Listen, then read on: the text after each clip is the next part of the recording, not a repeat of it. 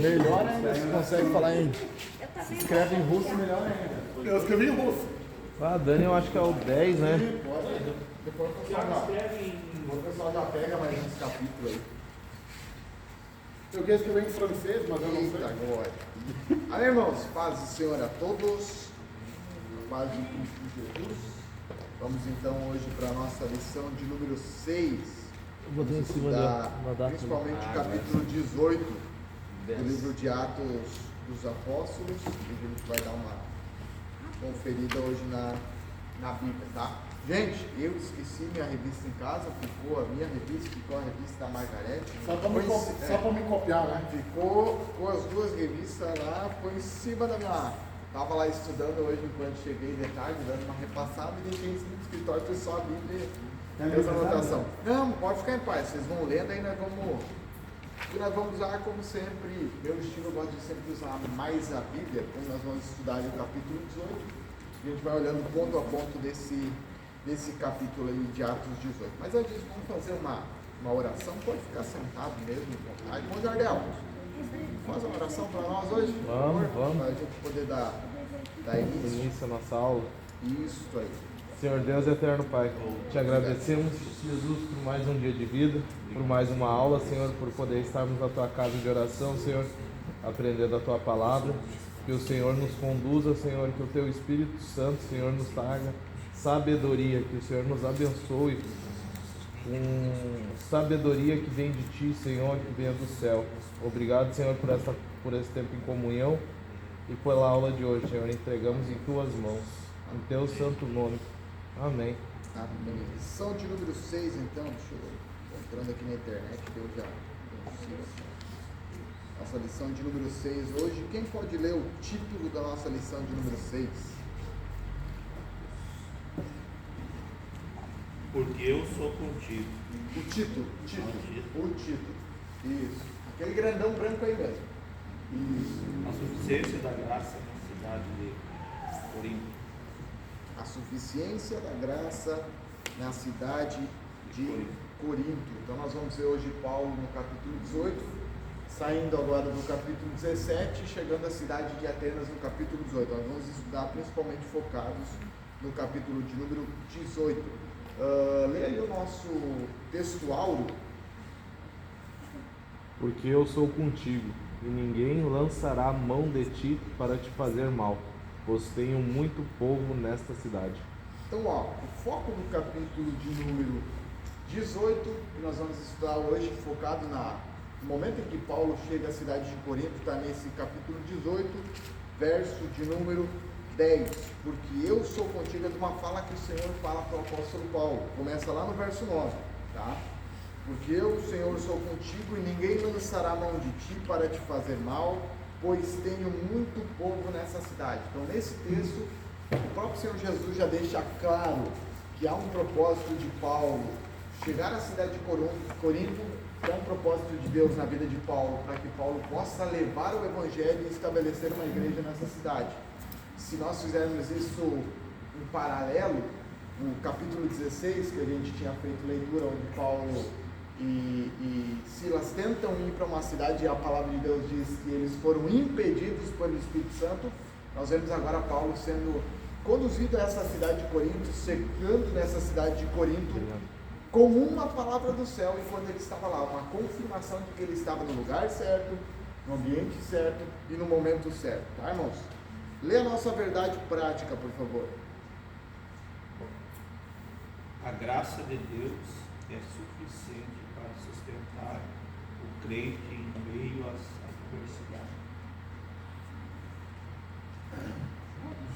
Rapidinho.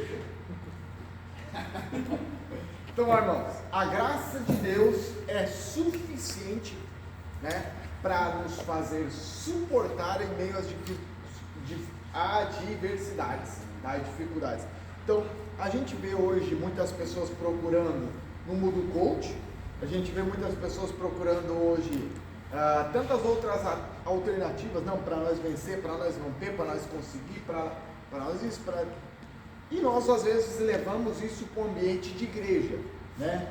O famoso que a gente utiliza, a autoajuda, não a ajuda do alto. Autoajuda, auto isso, auto aquilo, onde a gente fica mais focado na gente do que do Evangelho de Cristo. O Evangelho de Cristo, a gente não precisa dessas coisas. A graça de Cristo, e nós precisamos entender o que é a graça quando nós falamos. A graça não é só uma força, a graça não é só um poder, a graça não é só algo que veio sobre nós ou para nós.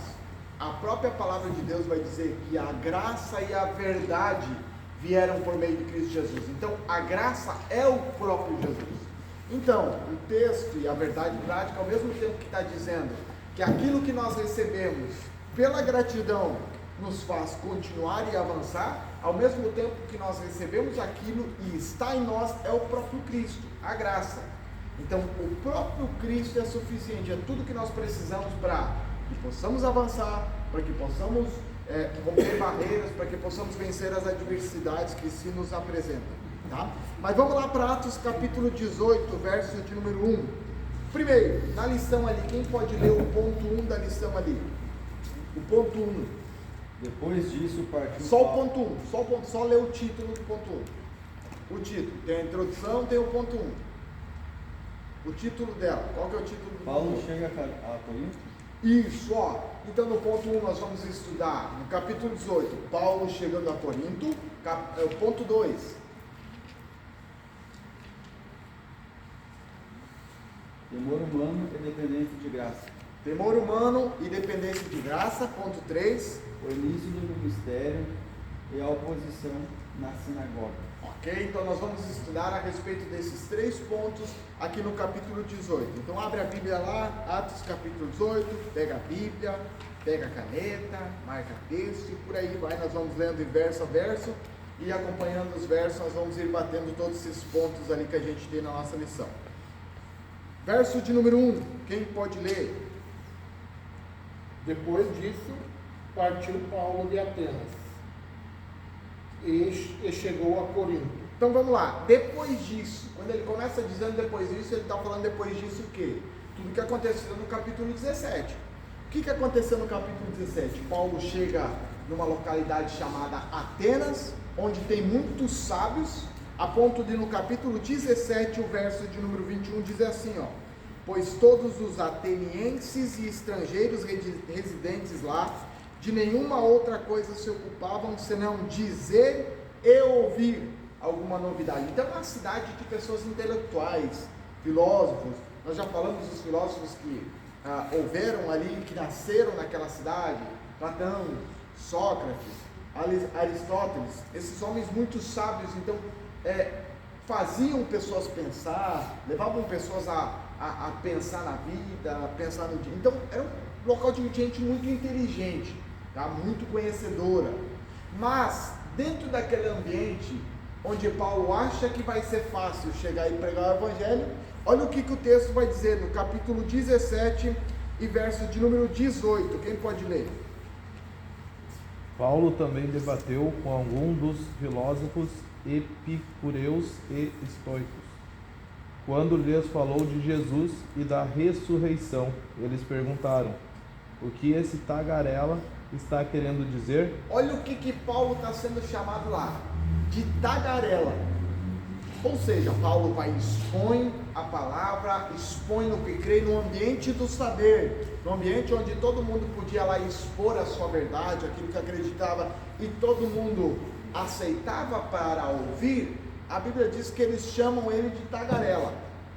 Então imagina, você, o pregador, ir expor a palavra, num ambiente onde você pensa que vai ser receptivo, num ambiente onde você pensa que vai ser agradável aos ouvidos das pessoas te ouvir. Aquele exemplo que eu contei aquela vez, fui pregar numa igrejinha, terminei de pregar, estava lá fora expondo os material, duas irmãzinhas conversando no canto. Nossa, o irmão prega muito, pena que ele só prega a Bíblia.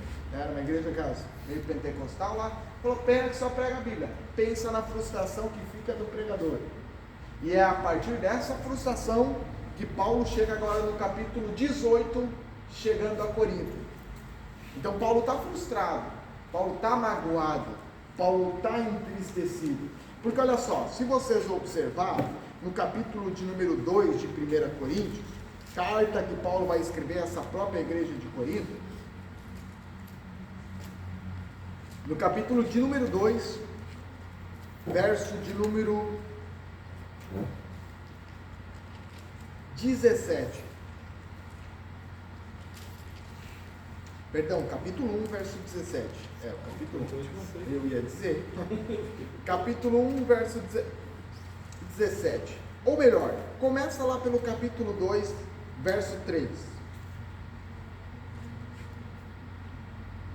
Capítulo 2, verso 3. Depois a gente vai lá para o 17 do capítulo 1. Eu estive convosco em fraqueza, em temor e em grande tremor. Olha o que Paulo está dizendo. Quando eu fui para vocês, eu cheguei assim, ó.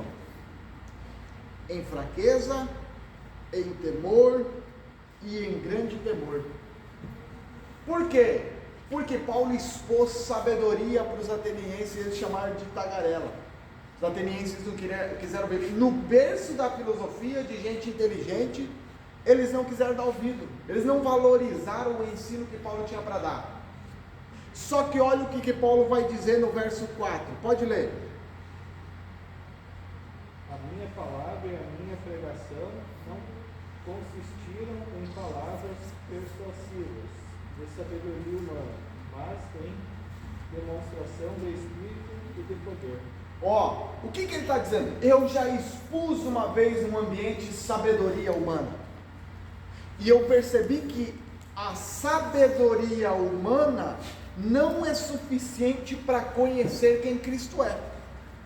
Porque ele estava vendo nos atenienses, viam que eles eram sábios, viam que eles eram entendidos, mas mesmo assim não conseguiram compreender aquilo que Paulo pregava.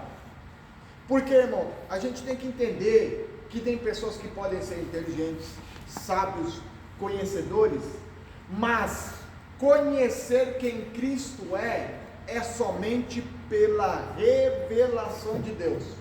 Se Deus não revelar para uma pessoa quem Jesus é, ele jamais o conhecerá.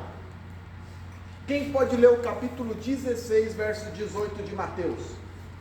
Marca aqui 1 Coríntios e vamos lá que a gente precisa estabelecer uma base.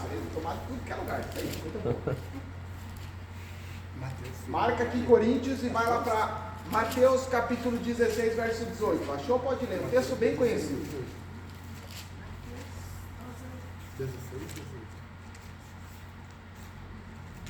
Agora eu lhe digo que você é Pedro, e sobre esta pedra edificarei minha igreja, e as forças da morte não a conquistarão. Lê o verso 17. Eu me perdi. Verso 17, verso anterior. Jesus disse: que grande privilégio você teve, Simão, filho de João. Foi meu Pai no céu quem me revelou isso.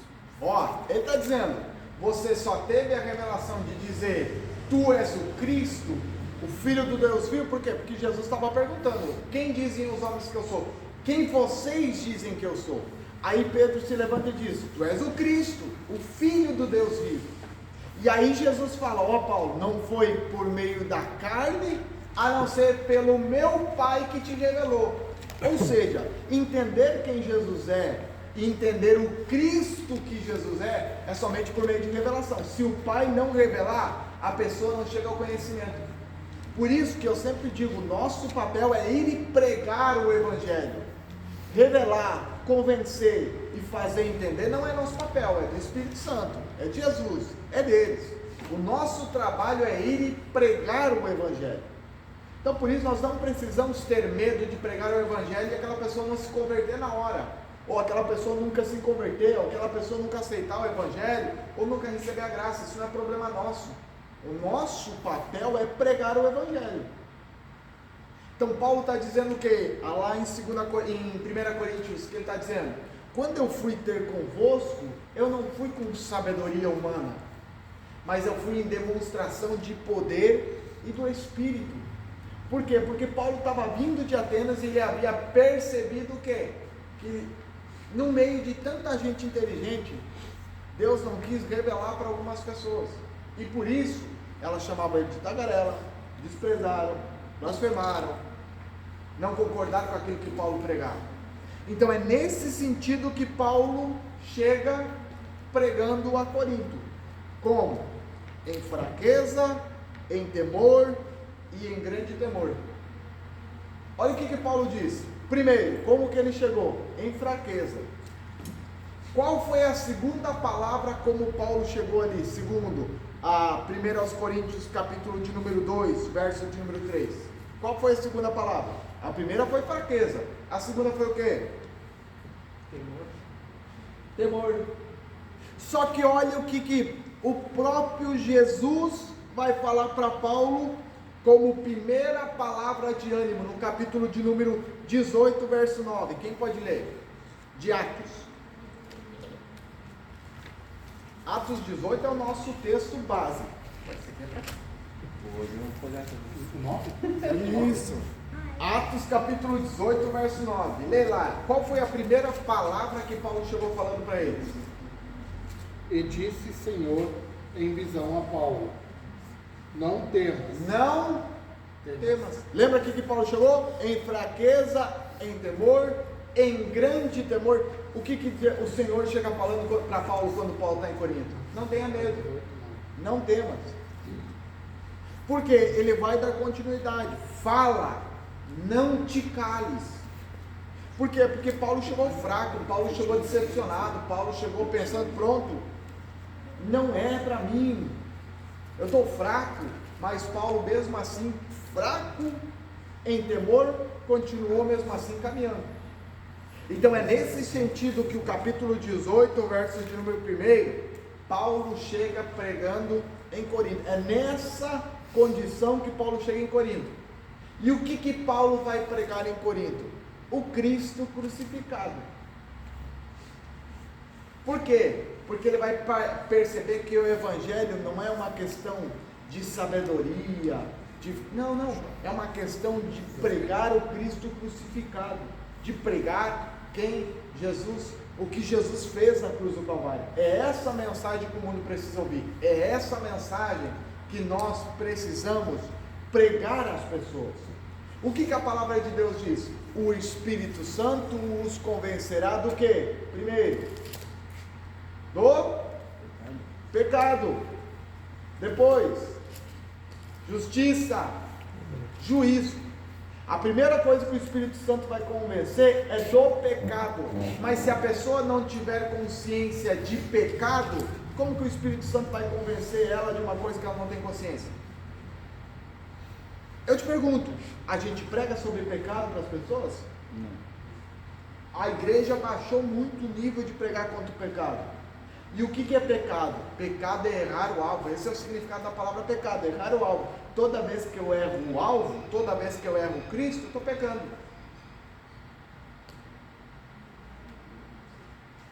Então nós precisamos falar sobre pecado. Pecado não é só adultério, pecado não é só fornicação, pecado não é só isso que é pecado. Pecado é toda vez que eu faço algo fora de Cristo. Por quê? Porque o meu alvo é Cristo. Paulo diz, meu alvo é Cristo. Então toda vez que eu erro o alvo que é Cristo, eu já estou pecando. Por quê? Porque eu fui chamado para viver em Cristo Jesus. Eu fui inserido agora em Cristo Jesus. Então é nessa condição que Paulo chega a Corinto pregando o Evangelho do Cristo crucificado. Por quê? Porque ele vai falar que o Evangelho do Cristo crucificado é loucura para aqueles que perecem, mas é poder para aqueles que são salvos. Então, para nós que somos salvos, nós sabemos o poder que há no Evangelho do Cristo crucificado e precisamos pregar sobre o Evangelho do Cristo crucificado. Porém, para pregar sobre o Cristo crucificado, precisamos ter passado pela cruz, precisamos ter isso como experiência, precisamos ter isso como vida, para que possamos então fazer da nossa vida a principal mensagem. Amém? Agora lê o verso de número 1 de novo, do capítulo 18. Algum tempo depois, Paulo deixou Atenas e foi para Corinto. Olha só, Paulo partiu de Atenas, chegou a Corinto. O problema nosso é que a gente, num ambiente de frustração, quando a gente sai dele e vai para um outro ambiente, a gente continua levando todas as mágoas juntos. A gente chega num ambiente, mas não consegue abandonar o que aconteceu no passado. Por isso que a gente não consegue viver coisas novas. A palavra de Deus vai dizer que aquele que está em Cristo é o quê? Nova criatura. As coisas. Então, se eu não abandono as coisas velhas, jamais conseguirei viver as novas que Deus preparou para mim. Então, eu só consigo chegar numa cidade, num ambiente novo e desempenhar o meu papel quando eu abandono todas as coisas do ambiente velho. Resolvo. E como que eu resolvo isso? Cruz de Cristo. É a cruz de Cristo que resolve todos os problemas. Por exemplo, tem pessoas que saem de uma igreja e vai para outra. É errado? Não é errado, desde que esteja debaixo da vontade de Deus. Não é errado você sair de uma igreja e ir para outra. Agora tem um problema seguinte: as pessoas saem de uma igreja A, vêm para a igreja B e traz todos os problemas junto que viveu lá. Ou seja, a pessoa partiu, mas nunca chegou. A pessoa continua arrastando as coisas de lá. E aí vai viver as mesmas coisas aqui de novo, as mesmas frustrações, os mesmos problemas, as mesmas dificuldades. Tem pessoas que eu já conversei, que estavam no ministério e lá não tinha oportunidade, veio para outro ministério com a frustração, não tem oportunidade. Chegou aqui, eu vim aqui porque nós queremos trabalhar, eu quero oportunidade, eu quero isso, eu quero fazer, eu quero quero, e aí a oportunidade não surgiu. O que aconteceu para a pessoa? Partiu de novo, frustrou. Por quê? Porque trouxe as mesmas experiências do passado para essa. Quando nós saímos de uma localidade, nós precisamos abandonar as experiências más para que possamos viver a novidade de Cristo, resolver as coisas do passado. E o que resolve as coisas do passado? Uma palavra de Deus, na palavra de Jesus. Paulo chega a Corinto frustrado, e a palavra de Jesus no capítulo 18, verso 9, encontra ele, diz assim, e disse o Senhor em visão de noite a Paulo, não temas, mas fala, não te cales, porque eu sou contigo, e ninguém lançará a mão de ti para te fazer mal, pois tenho muito povo nessa cidade. Aí olha o texto, quem pode ler o verso de número 11? Então Paulo permaneceu ali 1 ano e meio, ensinando a palavra de Deus. Paulo permaneceu ali quanto tempo? 1 ano e meio. Por quê? Por causa de uma palavra de Jesus.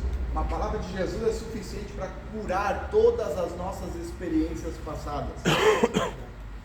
Tudo que nós precisamos apresentar para as pessoas é a palavra de Jesus. Ela é suficiente. Irmão, quando você para conversar 5 minutinhos com uma pessoa nova que você vai receber num ambiente de igreja, você já percebe se a pessoa está trazendo as frustrações. E aí o que você tem que apresentar para ela? Apresentar primeiro uma palavra de Jesus. Qual é o nosso problema? A pessoa chega ontem, a gente, em vez de apresentar a palavra de Jesus, a gente apresenta um cargo novo. Não vem acabar, não, a gente tem que apresentar Jesus, fazer ela se apaixonar pelo dono da obra, não pela obra do dono. Por quê? Porque a obra do dono não é de barbada. Se eu não me apaixonar pelo dono da obra, quando os problemas da obra vier, eu abandono o dono, abandono a obra e abandono tudo.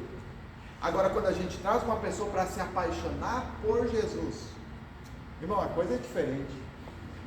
É como eu falei, o meu objetivo ao te levar a escrever os capítulos da Bíblia, e ao levar as pessoas a escrever o capítulo da Bíblia, não é fazer uma obra, não é só construir algo, é te levar a conhecer a fonte da obra, Jesus. Porque escrevendo, querendo ou não, você vai escrever, você vai prestar atenção e você vai começar a meditar nas palavras de Jesus, vai começar a pensar naquilo que a palavra de Deus está dizendo. Gente, você não faz ideia quantas pregações eu montei escrevendo o capítulo 1. Quantos detalhes que eu já... Irmão, eu sou apaixonado pelo livro de Gênesis. Quantas vezes eu já li esse livro na minha vida? Algumas vezes. Sempre gosto de ler esse livro. E o capítulo 1, capítulo 2, capítulo 3 é o que eu mais sou apaixonado. Os 3 primeiros capítulos. Só que ao escrever os capítulos, Jesus começou a me levar para alguns detalhes que eu não tinha percebido. Né? Então, por quê? Porque eu não estou só por fazer uma obra, eu estou por apaixonado pela pessoa que faz a obra. E é quando eu me apaixono pelo dono da obra, aí, gente, aí não tem problema, não tem adversidade, não tem dificuldade. Amém? Mas olha só onde Paulo chega, que cidade? Ele chega à cidade de Corinto. E essa cidade de Corinto, se você for parar para pensar um pouco, pelo menos, ela tem uma certa semelhança com o clube do nosso futebol brasileiro. Né? Alguém lembra desse time aí? Corinthians. Isso aí. Corinthians Paulista lá. Você sabe que o Corinthians Paulista foi inspirado num clube da Inglaterra que veio visitar aqui fazer uns amistosos, e esse clube inglês foi colocado nome, segundo alguns historiadores vão dizer, inspirado lá na cidade de Corinto. Só que olha só, aí vieram ali, fizeram amistoso, tudo, e os brasileiros aqui gostaram e colocaram Corinthians também, só que daí colocaram o Corinthians Paulista para diferenciar do de lá. Você pesquisa um pouquinho mais a fundo, você vai ver, a história é bem interessante. Só que a igreja, a cidade de Corinto, ela tinha uma frase, e por isso que o Paulo vai combater muito quando ele chega aos Coríntios, e para estabelecer uma igreja lá ele levou muito tempo, e quando ele sai de lá, em pouco tempo que ele vai escrever a carta à igreja, já está tão longe, né, tão distante daquilo que Paulo havia estabelecido lá como doutrina, ensino. Um ano e 6 meses que Paulo levou lá, começou a se desfazer em pouco tempo. Por quê? Porque a cidade de Corinto, ela tem uma frase que era muito conhecida: vivendo como um Corinto. O que significava esse vivendo como um Corinto? Era uma cidade que tinha essa frase e todo mundo conhecia essa frase. Que era o quê? Viver, a famosa frase que nós temos aqui: viver como se não houvesse amanhã. Ou seja, as pessoas iam para essa cidade e viviam como se não houvesse literalmente um amanhã. Era uma cidade de promiscuidade, uma cidade de problemas, uma cidade de N oferecimentos que haveria para... Mas é dentro daquele ambiente que você olha uma cidade que tem essa frase como conhecida pelo mundo todo, viver como um Corinto, tendo essa frase, tendo esse ambiente todo errado, Paulo vê que aquele ambiente é um ambiente claro para estabelecer o Evangelho de Cristo. Por quê? Porque nos piores ambientes são as maiores oportunidades que nós temos de pregar o Evangelho. Sabe qual é o nosso problema? Nós estamos pregando o Evangelho para crente só. Às vezes tem que dar uma pregadinha para os crentes do Evangelho de novo, porque parece que esqueceram que é Evangelho. Dá um negócio meio coach, motivacional por aí, e precisa voltar a pregar o verdadeiro Evangelho. Mas a gente está pregando o Evangelho para nós mesmos, o Evangelho da cruz. Sendo que nós precisamos olhar, e nos ambientes que a gente olha e diz: cara, esse ambiente é o terror. Quem mora aqui em Sapiranga sabe que tem alguns bairros que você olha e diz assim: aquele bairro ali aquele bairro é o melhor bairro para estabelecer o Evangelho. Então, não podemos olhar por o lado da dificuldade. Paulo não olhava para a dificuldade, Paulo olhava para as oportunidades que o Espírito Santo lhe estava dando, mesmo num ambiente totalmente adverso. Tá? Lê o verso 2 aí para mim, por favor. A gente tem muita coisa para trabalhar nesse verso 2 e eu quero dar uma... Encontrou ali um judeu chamado Aquila, que era da profecia do Ponto. Marca aí essa palavra ponto aí, essa cidade. Se você, e aí pode deixar uma seta ali e escreve nessa setinha Atos capítulo 2, verso 9. Por quê? Porque lá no dia de Atos capítulo 2, verso 9, quando o Espírito Santo desce, uma das cidades representantes ali que estavam e que ouviram a palavra no dia do Pentecostes, era essa cidade do Ponto. Tá? Então, esse casal que vai aparecer aqui no verso 2, provavelmente foi alcançado por alguém que foi alcançado lá em Atos 8, para você ver o quão poderoso é o Evangelho. Tá? Ok? Pode seguir a leitura a partir ali do ponto ali, natural do ponto. Parou na palavra ponto ali, no verso 2. Pode ler. Fazia pouco tempo que ele tinha chegado da Itália com Priscila, a sua esposa. Eles tinham saído de lá porque o imperador Cláudio havia mandado que todos os judeus fossem embora de Roma. Paulo foi visitá-los. Então, ó, o texto aqui está falando para nós que vai ter um casal, Priscila e Áquila. O Áquila e Priscila, segundo esse verso, tá? que vão se encontrar com Paulo, que Paulo vai encontrá-los, e que vão ser um casal de pessoas que foi alcançado pelo poder do Evangelho de Atos capítulo 2, verso 9, o derramamento do Espírito Santo lá. Só que olha o que é interessante, nesse verso a Bíblia está citando primeiro o nome do marido e depois a esposa, Áquila, e depois sua mulher Priscila. Só que se você vai olhar outros textos que vão citar esse mesmo texto, que você pode olhar, anotei aqui, Atos capítulo 18, verso 18, Romanos capítulo 3, verso 3, e 2 Timóteo capítulo 4, verso 9, eles vão inverter os nomes. Não vai ser mais Áquila e Priscila, vai ser Priscila e Áquila. E quando você olha, você diz assim, cara, é um detalhezinho, mas na Bíblia e na cultura bíblica faz toda a diferença. Por quê? Porque as culturas que se estabeleciam naquela época ainda era uma cultura um pouco mais patriarcal ou machista, como quiser dizer, né? Onde a mulher ainda era de alguma forma valorizada para o prazer ou para filhos, para essas duas coisas. Tanto até que você olha para o Antigo Testamento, você vê mulher que não tinha filhos, o que eles faziam? Pegavam uma concubina. E a mulher que normalmente era mulher e não tinha filhos, era desprezada. Você olha ao longo de várias histórias de várias mulheres que foram desprezadas por serem esposas e não poder ter filhos. Mas olha o que é o interessante, a Bíblia vai citar nos outros textos Priscila e depois Áquila, e vai ter duas ideias a partir disso. Primeiro, pode ser que essa Priscila era uma mulher de um status importante, porém tem uma outra narrativa também teológica, que vai dizer que essa mulher desempenhou um papel muito mais proeminente ou mais ativo que o seu marido, mostrando o quê? Que a Bíblia valoriza sim o trabalho das mulheres. A Bíblia não é um livro machista, não. A Bíblia valoriza e valoriza muito mulheres que se colocam para servir e honrar o nome do Senhor Jesus. Nós vamos ver que a primeira mulher que Jesus aparece depois de ressuscitar é uma mulher, não é um homem. É uma mulher que vai encontrar no jardim. São duas mulheres que vão ver lá a pedra removida e que vão ir anunciar para os apóstolos dele. Ele não está mais lá. E aí eles vão correr, Pedro e João vai correr até o sepulcro. Então a Bíblia valoriza e valoriza sim, muito o trabalho de mulheres que honraram e honram ao nome do Senhor Jesus. Né? A gente vê Marta e Maria, Jesus dizendo que Maria escolheu a boa parte. Nós vemos da mulher que derramou um unguento sobre Jesus, eles disseram, mas por que não vendeu por 200 dinheiro? E aí Jesus vai honrar ela dizendo que a respeito daquela mulher, futuramente muito se pregaria e se falaria a respeito dele, por causa do que ela fez. Então a Bíblia honra assim muitas mulheres.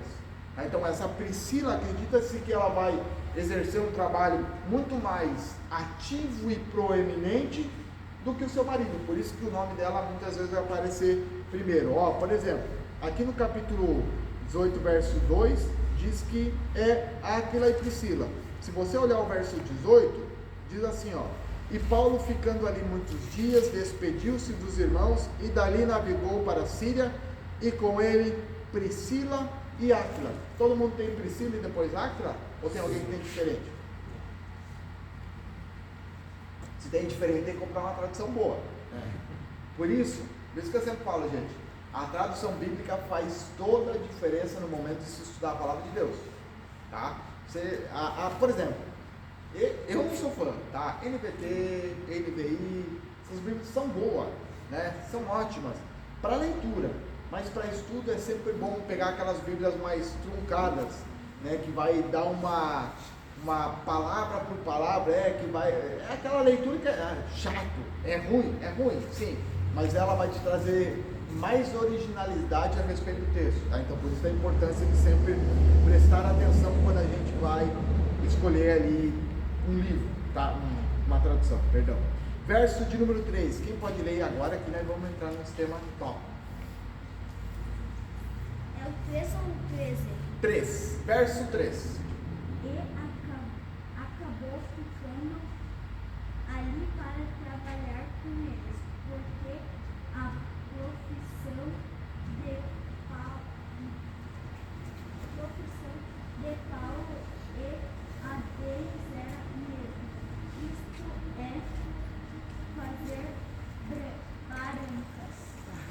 Então, ó, gente, ou fazer tendas, em algumas traduções vai estar tendas aí, tá? Mas olha o que é interessante. Não, pode passar, irmão. Ah, tá tirando foto. Então, ó, gente, olha o que é interessante, tá? A gente está vendo aqui que Paulo fica naquela cidade, né? E vê esse casal e permanece com eles porque são da mesma profissão. Ou seja, Paulo era um profissional em alguma coisa. A Bíblia aqui está mostrando a importância de nós sermos profissionais naquilo que nós fazemos. Nós sermos dedicados, excelentes em tudo aquilo que está à nossa mão para fazer. A Bíblia está valorizando aqui a profissão. A Bíblia só podia dizer, Lucas poderia ter só simplesmente escrito, Paulo ficou com eles. Mas o texto já deixa claro, Paulo ficou com eles porque eram da mesma profissão. Então Paulo tinha uma profissão. Qual? Fazer tendas, né? Alguns vão dizer que é de couro e por aí vai, né? Mas não é o foco muito naquilo que ele fazia. Mas o foco é que ele tinha uma profissão. E olha o que a Bíblia vai dizer em Provérbios capítulo 22, verso 29. E isso aqui, para quem tem uma profissão, é extremamente importante nós prestarmos atenção sobre isso aqui. Provérbios capítulo 22, verso de número 29. Provérbios 22, verso 29. Quem achou, não pode ler. Você já viu alguém muito competente no que faz? Então, ó, presta atenção. Você já parou para ver alguém que é muito competente naquilo que ele faz? Está falando de competência, está falando de excelência, está falando de ser bom naquilo que ele está fazendo. Pode continuar. Ele servirá reis em vez de trabalhar para a gente comum. Ó, ele servirá reis em vez de trabalhar para a gente comum. Então, irmão, se nós estamos na nossa profissão, e aí nós estamos falando de profissão, não estamos falando de obra, não, nós estamos falando de profissão, trabalho secular. Se nós estamos a vida toda em uma mesma profissão e não há um avanço, nós precisamos ter uma atenção. Se a gente não avança, não progride, nós precisamos parar para prestar atenção. O texto está dizendo, o provérbio está deixando claro, se o cara é competente naquilo que ele faz, se o cara é trabalhador e profissional e excelente naquilo que ele faz, ele não vai ficar trabalhando por baixo, ele vai ser levado a cargos acima, porque isso está falando de confiança, em ser excelente naquilo que está na minha mão para fazer. Então nós precisamos aprender que, com Paulo aqui, que nós precisamos ser profissionais, competentes, está falando de trabalho secular. Olha o que a Bíblia diz em Eclesiastes, capítulo 9, verso 10, acha aí. Eclesiastes é logo depois de Provérbios ali. Eclesiastes, capítulo 9, verso de número 10.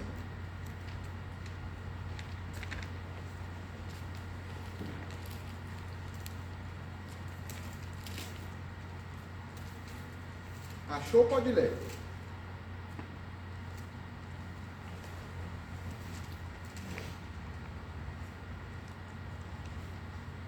Tudo que fizer, faça bem feito, pois quando descer a sepultura, não haverá trabalho, nem planos, nem conhecimento, nem sabedoria.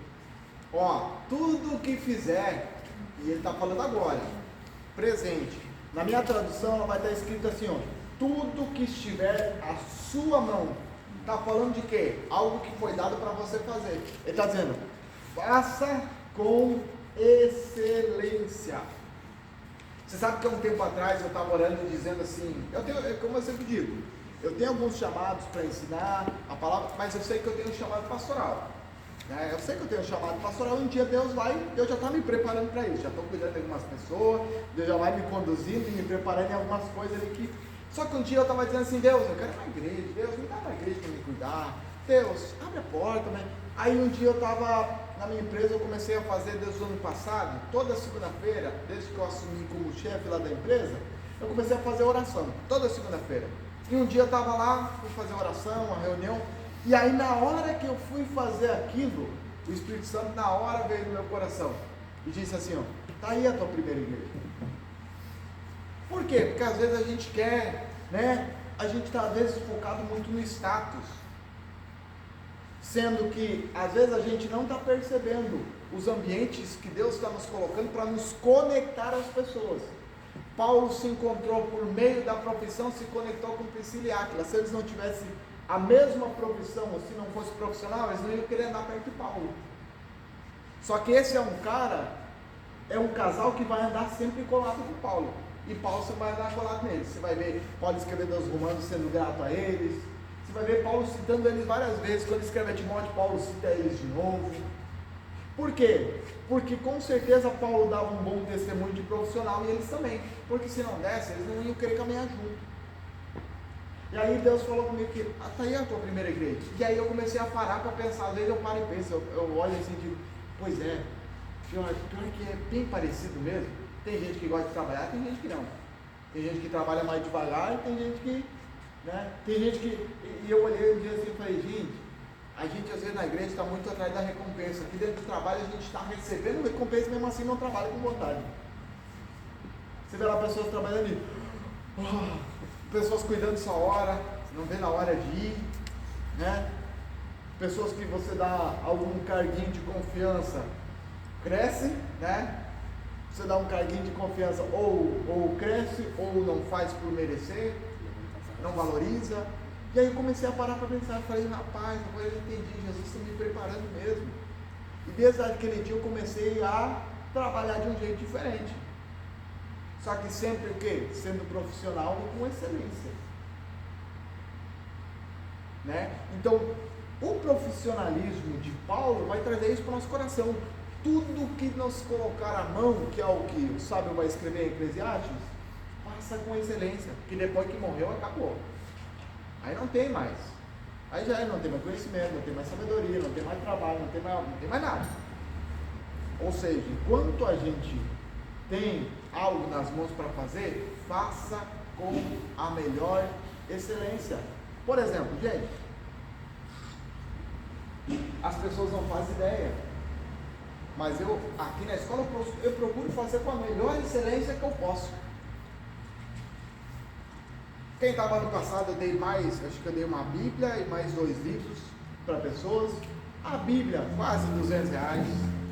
Os livros que eu dei, na média, cada um quase R$300. E dei de presente. Por quê? Investimento. Procuro fazer com a melhor excelência aquilo que eu posso. As pessoas fizeram por merecer? Fizeram. E dei para elas por merecer. Mas o quê? O investimento saiu do meu bolso, não juntei oferta, não. Foi do meu bolso que saiu. Mas o quê? Eu procuro fazer com a melhor excelência possível. O estudo, eu preparo com o maior tempo possível. Eu me preparo, eu oro, eu busco, eu leio livros, eu me dedico. Por quê? Porque é algo que está na minha mão. O dia que isso aqui sair da minha mão, aí acabou. Aí não tem, mas se eu tivesse feito isso, não. Tem que fazer hoje, tem que procurar fazer hoje, tem que procurar realizar hoje. Por quê? Porque hoje está na minha mão. Amanhã pode estar na mão de outra pessoa. Né? E o que eu tenho que fazer é dar a melhor excelência possível para que o próximo que assumir siga daí para frente. Continue daí para frente. Então, a minha excelência manifestada através de Cristo Jesus na minha vida vai fazer com que a próxima pessoa que assumir um trabalho desse vai dar continuidade com excelência também. Então, nós precisamos, tudo aquilo que chega na nossa mão, precisamos fazer com excelência. Agora olha o texto, verso 3 do capítulo 18. E como era do mesmo ofício, ficou com eles e trabalhava. Não, Paulo trabalhava. E aqui não está falando de obra de Deus, aqui está falando de literalmente trabalho secular. Agora imagina, gente, fiquei parando para pensar hoje, quando eu observei essa palavra, trabalhava, eu comecei a pensar, eu falei, o cara escreveu 13 cartas, se você considerar Hebreus 14, o cara escreveu praticamente 14 cartas, escreveu muito mais do que todos os autores juntos ali do Novo Testamento quase, escreveu muitas cartas. Doutrinou muita gente, cuidou de muita gente, pastoreou muita gente, plantou muita igreja. E o cara trabalhava. Agora eu fico pensando, imagina o que esse cara faria se ele vivesse 100% do Evangelho.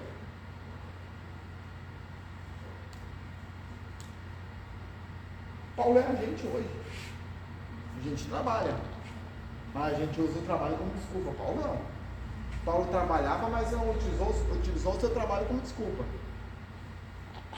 Paulo trabalhava, mas mesmo trabalhando ele escreveu cartas, mesmo trabalhando ele cuidou de gente, mesmo trabalhando ele... Irmão, e dá uma olhadinha, se você parar para ler, por exemplo, a carta de Paulo aos Efésios, ela é uma carta na perspectiva do céu. Por isso que as pessoas leem na perspectiva da terra e ficam doidos. Dizem assim, cara, que doideira é essa que Paulo está escrevendo? É que Paulo escreve ali numa perspectiva de Deus, do céu. Por quê? Porque Paulo vai escrever, por exemplo, em 2 aos Coríntios, que ele vai ser arrebatado 2 vezes. Vocês já viram esse texto aí, gente? Vamos lá então. 2 Coríntios capítulo 12. 2 aos Coríntios, capítulo de número 12. Capítulo 12, verso de número 1. Capítulo 12, verso 1. Quem achou pode ler. Obrigado, irmão.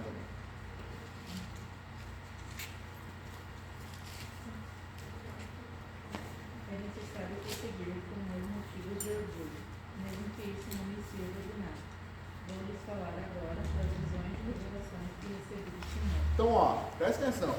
As visões e revelações, ele está deixando claro, não são minhas, são do Senhor.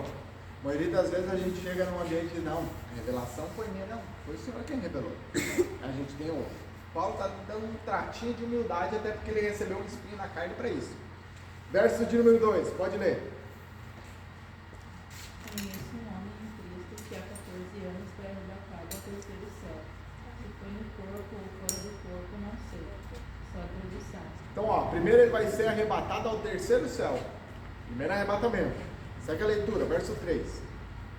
Sim, somente Deus sabe se foi no corpo ou fora do corpo, mas eu sei. Verso 4. E tal homem foi arrebatado ao paraíso. Segundo arrebatamento, ao paraíso. Terceiro céu uma coisa, paraíso outra. Então, só aqui, Paulo já está deixando claro que ele foi pelo menos arrebatado 2 vezes. E olha como vai dar continuidade ali no verso 4. Pode continuar.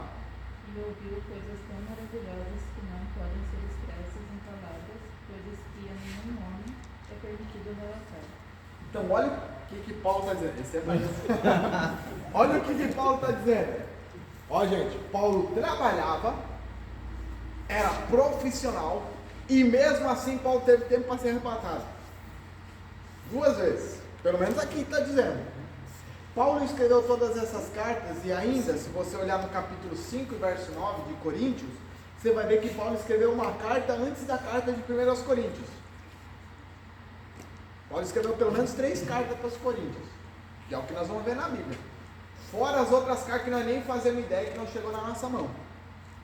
Então, o cara trabalhava, tinha tempo para ser arrebatado, tinha tempo para pregar, tinha tempo para estabelecer a igreja. E hoje a gente, no nosso século, onde tem carro, onde a gente tem comida que chega na nossa mesa de forma fácil, não precisa a gente ficar fazendo fogo, torcer para o fogo pegar, e daí para daí conseguir botar uma panelinha em cima. Não, hoje a gente tem um fogo na pepe, ou se não quiser, vai botar no micro-ondas lá em 3 minutos, 5 minutos, 10 minutos, tá pronto. Agora já tem até air fry. Tira. Ontem chegou a air fry lá em casa, o frango que levava quase 2 horas para fazer no forno, botou na air fry 12 minutos, tá pronto aquela coisa? E aí eu te pergunto, e isso a gente usa como desculpa para não estudar a palavra e pregar o evangelho. E o Iá ainda traz a pregação pronta. Daí nem vamos entrar nesse assunto. Queria falar, irmão Diogo? Eu ia brincar só. Eu ia Não, falar, pô. mas Paulo não tinha o celular. Exato, e Paulo não tinha celular, cara. Não dá pra perder tempo.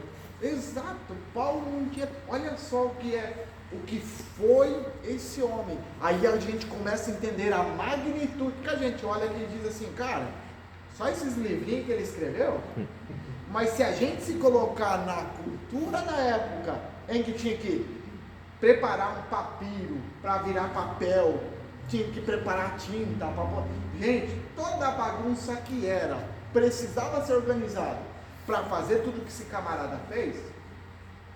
E sabe o que a gente faz? A gente pega um livro desses, guarda na gaveta de casa e não abre. Abre só no culto, e quando vem no culto e traz Bíblia. Porque se não abre em casa, esquece de trazer a Bíblia no culto.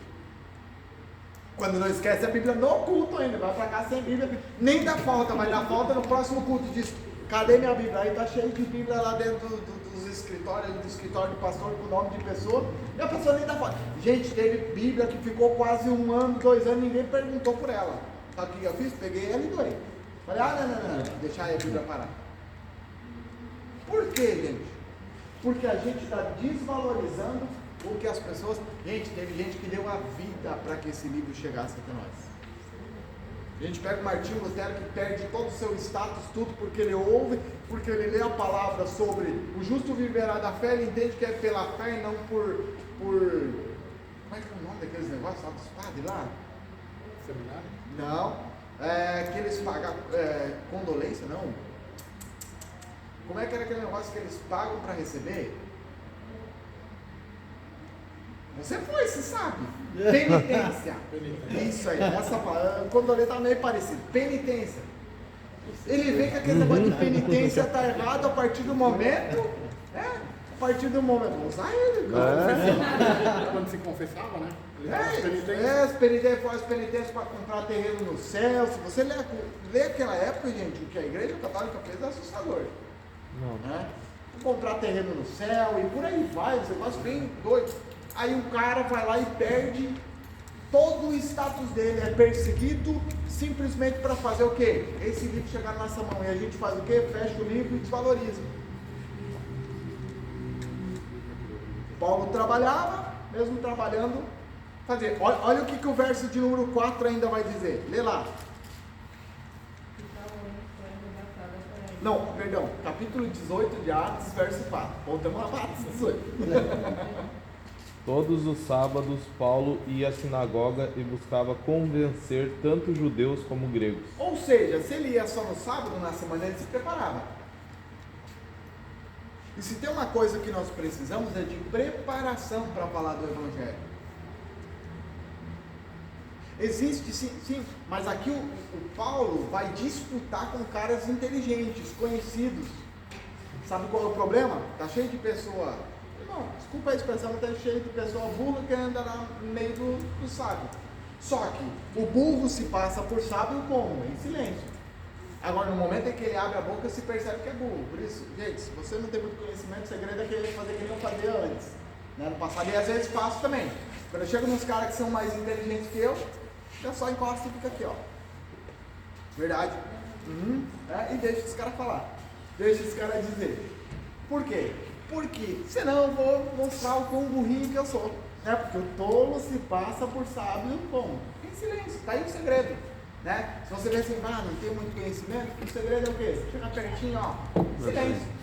E aí você se passa por sábio. Amém? Mas olha o interessante do verso 3. E como era do mesmo ofício, ficou com eles e trabalhava. Sabe o que é interessante?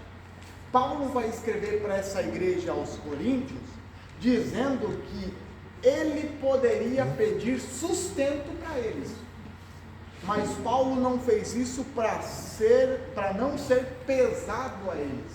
Imagina, gente, Paulo plantou essa igreja, cuidou dessa igreja, e Paulo diz, eu podia pedir para vocês me pagar um salário, porque é direito meu, mas eu, por amor de vocês, pelo cuidado de vocês, eu não vou fazer isso. Só que ele não recebeu deles, eles não pagaram, mas outras pessoas abençoaram ele. E aí nós entramos num ponto muito importante. Eu te pergunto, pessoas da igreja que lideram uma igreja, precisam ou não precisam ser assalariadas?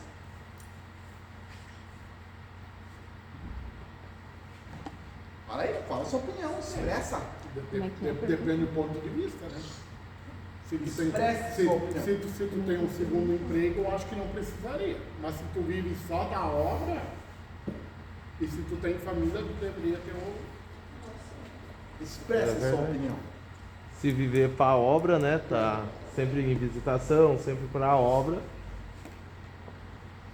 E aí? Se não falar nada aí, o que vocês vão falar? Porque, até porque assim, Eu vou ter um tem plano. os dízimos, tem oferta, então entra dinheiro na igreja. Eu acho que se a igreja consegue manter, então, ok, mas se não, não tem como daí.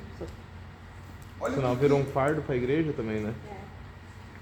Agora olha só o que é interessante. Paulo abriu mão dessas coisas para não forçar a igreja de Corinto. Aonde ele chegou, ele ficou 1 ano e meio, gente. 1 ano e meio cuidando daquela igreja, plantando aquela igreja. E olha o que ele vai escrever no capítulo 9 para eles. Capítulo 9 de 1 aos Coríntios. Ó, capítulo 9, verso de número 1 em diante. Não sou eu apóstolo, não sou livre, não vi eu a Jesus Cristo, Senhor nosso? Não sois vós a minha obra no Senhor? Não, se eu não sou apóstolo para os outros, pelo menos para vocês eu sou, porque vós sois o selo do meu apostolado no Senhor, e essa é a minha defesa para os que me condenam. Aí olha só o que ele vai escrever no verso 4, isso é muito sério. Não temos nós direito de comer e de beber? Por quê, gente? Porque a gente tem aquela mentalidade de que o pastor tem que passar fome. Pessoas que vivem da obra, não, tem que passar fome mesmo. E entenda, eu não estou concordando com pessoas que exageram. Tá? Ok? Eu não estou concordando com pessoas, não, deixa eu dar 50 mil, mas eu te pergunto, vamos lá, simples. A gente aplaude um Neymar. A gente aplaude, nossa, top. A gente aplaude um Ronaldinho Gaúcho. A gente aplaude jogador que ganha 1 milhão. A gente aplaude o Cristiano Ronaldo e diz, cara, que cara profissional. Olha lá, o cara cuida do corpo, cuida da saúde. Esse cara merece. Aí eu te pergunto, um pastor que cuida da igreja, por que não merece ser bem pago? A gente aplaude juiz, a gente aplaude presidente, a gente aplaude todas as pessoas e diz, esses caras têm que ganhar bem, e eu gostaria de chegar no cargo deles e ganhar bem. Agora chegou a vez do pastor, não, o pastor tem que fazer pelo amor. Verdade. É verdade. Gente, tem pastores que cuidam de igreja e não tem nenhum plano de saúde. Eu, na minha opinião, qualquer um que cuidasse de uma igreja, para mim, teria que ter um plano de saúde pago pela igreja. Se a igreja local, a sua, tivesse condição de pagar. Deveria. Para quê? Para que o pastor não se preocupasse com as coisas. Por quê? Porque o pastor tem que ficar cuidando de tudo e ainda ficar preocupado com o plano de saúde. Fica doente, tem que tirar dinheiro da onde não tem para, né? Pensamento meu. Isso é pensamento de cada um. Mas olha o que Paulo está escrevendo para essa igreja. Ele está dizendo, gente, nós não temos direito de comer e beber. Aí, ele não para aí. Olha o verso de número 5. Nós não temos direito de levar conosco uma esposa crente, como também os demais apóstolos e os irmãos do Senhor, e Cefas ou Pedro.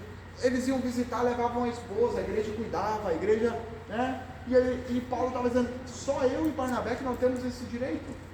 Nós nos dedicamos, nós fazemos a mesma coisa, trabalhamos em prol da... Aí nós não temos direito. Olha o que ele vai dizer no verso 6. Ou só eu e Barnabé não temos direito de deixar de trabalhar. Por isso que eu fiz a pergunta inicial antes. Se Paulo, trabalhando, foi arrebatado 2 vezes, se Paulo, trabalhando, escreveu 13 para 14 cartas, se você considerar Hebreu, se Paulo, fazendo tudo isso, ainda trabalhava, agora imagina se esse camarada vivesse só 100% do evangelho, o que ele não seria capaz de fazer? Eu te pergunto, gente, vamos lá, trazendo bem para hoje aqui, essa aula que eu trago para vocês, é boa, é de bastante conhecimento ou não? Sim. Só que eu te pergunto, eu trabalho,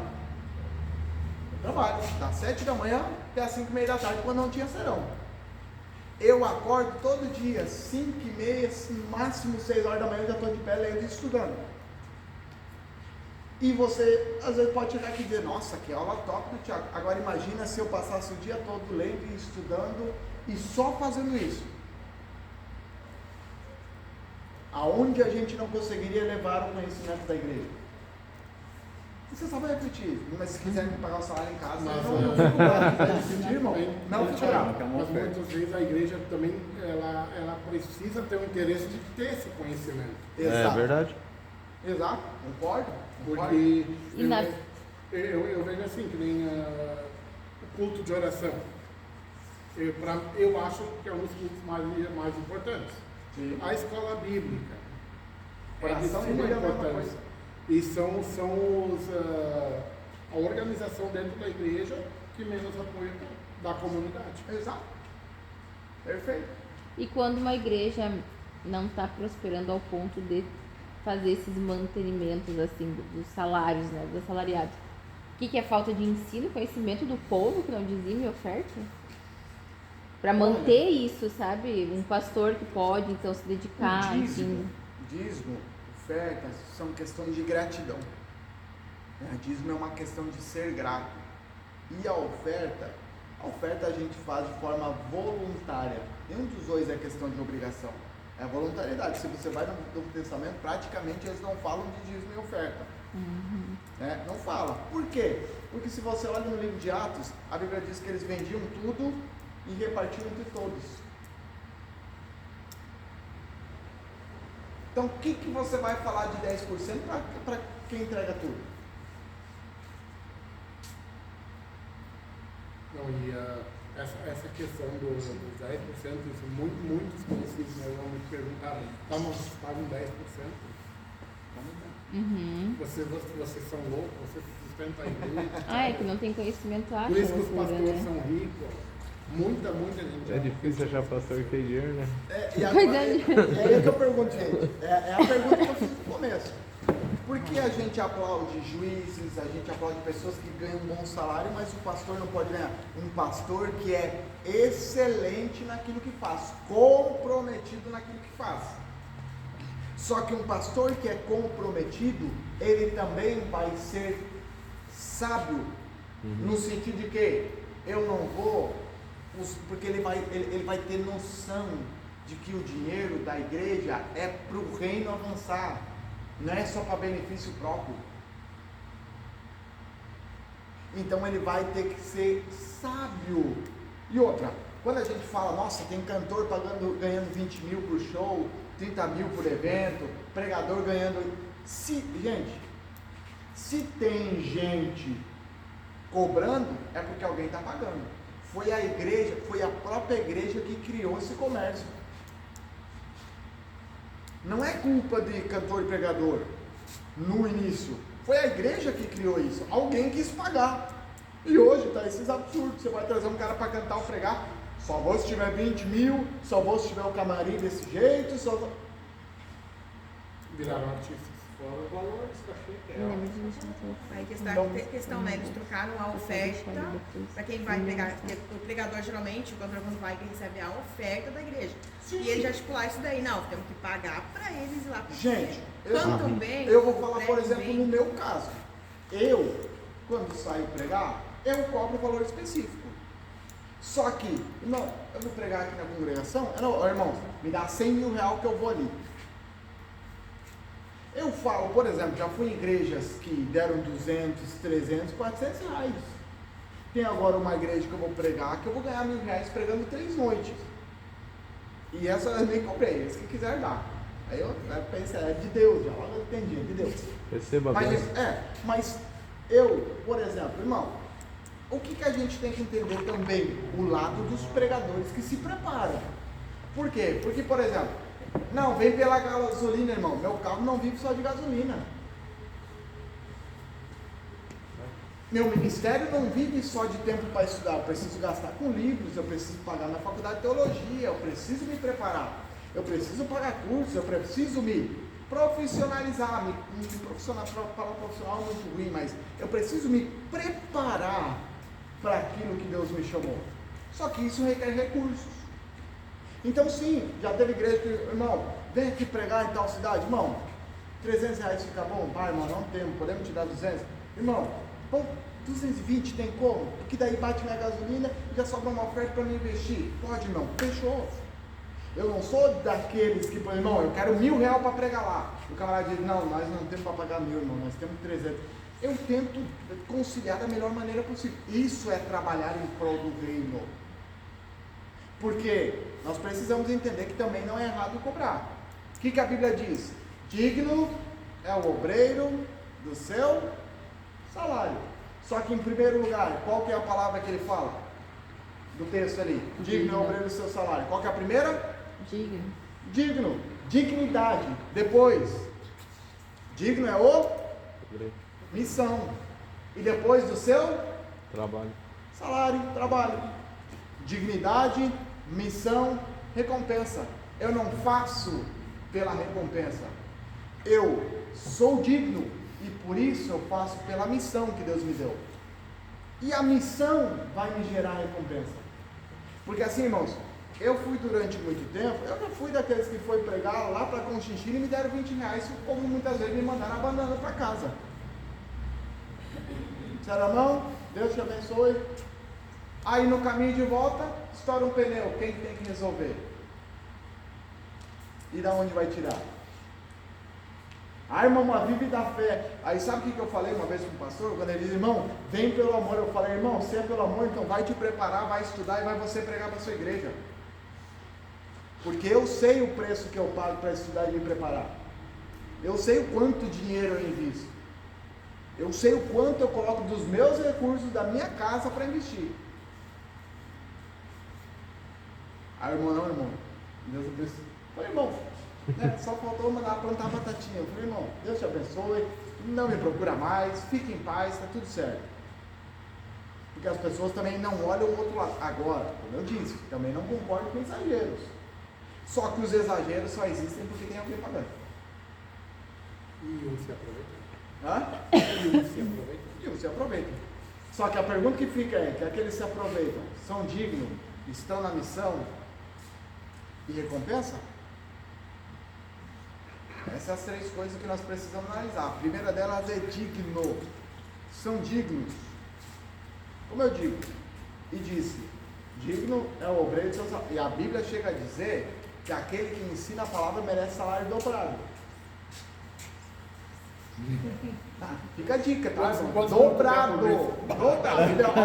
Quem ensina a palavra merece dobrado. Irmão, Vou mandar pro pastor Cleomar aqui. Manda o pastor, dobrado. Ok? Gente, mas é uma realidade de Paulo.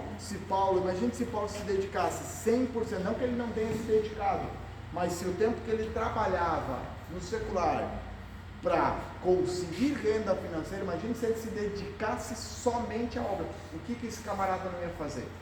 O que esse camarada não ia trazer para nós? Além de tudo que ele já fez, além de tudo que ele já trouxe. Isso é um ponto que a gente tem que parar para pensar, gente, é 9h30, vamos ficar de pé para a gente poder orar. Tem muitas igrejas que se aproveitam. A hora se foi, irmão. Porque eu digo assim, nós temos meu cunhado, ele é pastor. Mas ele não consegue das vezes que precisa também, né? A gente não sabe o que a igreja faz, A casa se casa. Amém, irmão? Amém. Amém. Vamos orar então? Então, ó. E as folhinhas? Gente, já. Olha, tu viu ali? Pode. Irmã, só coloca stop pra mim ali no filmagem. Depois eu quero postar a